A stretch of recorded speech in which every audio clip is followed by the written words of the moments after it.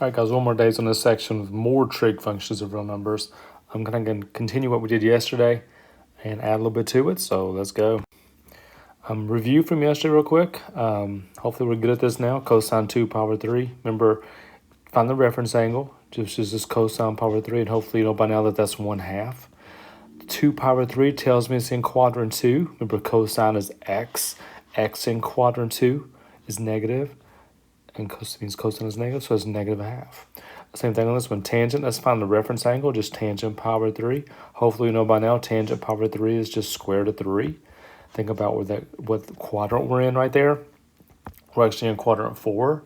Tangent sine over cosine, y over x in quadrant 4, that's a negative divided by positive, so it should be a negative square root of 3. And the last one here, find the reference angle first, which is pi over 4. Remember, sine and cosine of all the pi over 4s is square root of 2 over 2. Got to figure out what quadrant we're in here. I'll change this to a mixed number. 4 goes into 19 4 times, 3 left over, so it's really 4 and 3/4 pi. So if you go 2 pi, it's all the way around. 4 pi is all the way around again, and then 3/4 of pi again. That puts you in quadrant 2. Sine is y. Y is positive in quadrant 2, so it's positive square root of 2 over 2. Did that yesterday. Just want to review one more time on how we're doing those. Got to start making sense sooner or later, so hopefully that helped a little bit. All right. You may want to get your calculator out while you're watching this slide right here.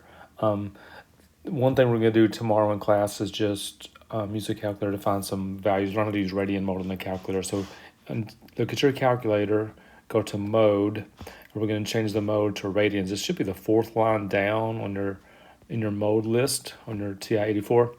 Just punch in sine 2.2. You should get that right there. Cosine 1.1. These are straight from your calc. Okay, now, one thing here. There's no cotangent button on your calculator. So you actually have to punch it in like this. Remember, cotangent and tangents are reciprocals. So you have to punch in 1 divided by tangent 28. Same thing with cosecant. There's no cosecant button on your calculator. So you got to punch in 1 over sine of 0.98 to get your value there. So wouldn't be a bad idea to stop that slide, punch those in your calculator real quick, make sure you're good. All right, even odd. It doesn't bother me so much if you remember which one of these are even or odd as much as you remember what happens with the signs. Okay, if it's an odd function, what that means is if they give you sine of a negative t, you get the opposite. So you can put the negative in the front. That is true for sine, cosecant, tangent, cotangent. They're all odd, meaning if they give you a negative angle with tangent or sine, you can put the negative sign in the front. Now, better than that is the cosine. Right, cosine is an even function, which means if they give you cosine of a negative angle, you can just drop the negative altogether and just do cosine t. Secant a negative angle, just drop the negative altogether and just do secant t. And I'll explain it to you in class tomorrow if you want to know the why behind that. It's really not that hard, but it's easier in person than on the video. But the main thing is remember, sine of a negative angle, put the negative in the front. Cosine of a negative angle, just drop the negative. Tangent negative angle, put the negative in the front. All right, let's try a couple. First one says sine of negative pi over 6.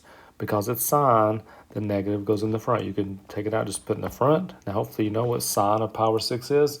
Sine of pi over 6 is 1/2. So there you go, negative 1/2. The second one, it's cosine of a negative. If it's cosine of a negative, you can just drop the negative altogether and just work out cosine pi over 4, which is square root of 2 over 2. All you got to do, the even odd makes those very easy. Easy to do a negative angle. You don't have to worry about the negatives anymore. We've done reciprocals over and over again. You should know by now which ones are reciprocals of each other. These are new though, Pythagorean, they're going to use these a lot. This is the biggie. All right, sine squared plus cosine squared is 1. Sine squared plus cosine squared is always 1. Another one, tangent squared plus 1 is secant squared. Please write these down. Tangent squared plus 1 is secant squared.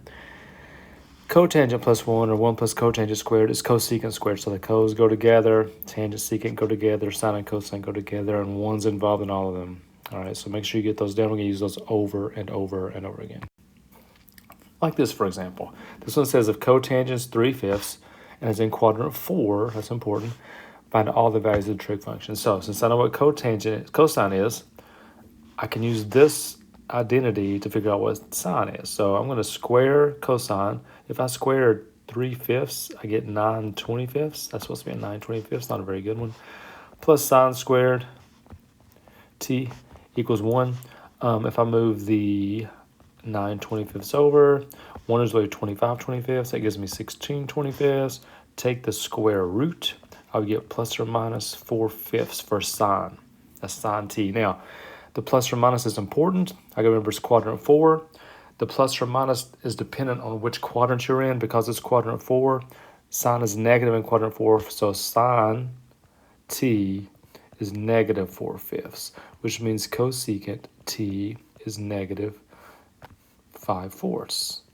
Already know cosine t is 3/5, so secant t is 5/3, which means tangent, remember tangent is really sine over cosine, so it's negative 4/3, which means cotangent t is negative 3/4. So that one identity right there, with them telling me what cosine was, I could find all the other trig values just knowing what one value was and what quadrant we were in.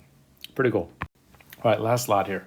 It says write tangent t in terms of cosine t, which means you got to write tangent t equals and not have anything in there except for cosines, only cosines. Now, one thing I know is this. I know tangent's sine over cosine, so I already know that cosine is good. What I've got to do is I'm going to change that sine right there, that sine x, into cosines, and I'm going to do that by using this Pythagorean right here. So here's what I know. If I move cosine squared over to the other side, I get sine squared equals 1 minus cosine squared. Okay, now I need just sine. If you look at the top of this fraction over here, it's just sine x. Okay, so I need the square root of that. So if I do square root of both sides, I get plus or minus the square root of 1 minus cosine squared. So that's what sine is. Now, it does tell me it's quadrant 3. That's important. Quadrant 3 what tells me is sine and cosine are both negative in quadrant 3. So when I have the plus or minus here, I know it's going to be negative. So I'm going negative square root 1 minus cosine. I should have used t there. I'm using x. 1 minus cosine x over cosine x. That's tangent. Right there's it. What I just did is I wrote tangent in terms of just cosines using two of the identities that I know. And that's all we're working on, okay? So all you got to do, and hopefully that made some sense. If not, go back and watch it one more time. We'll work on it in class as always. Look forward to seeing you tomorrow. Bye.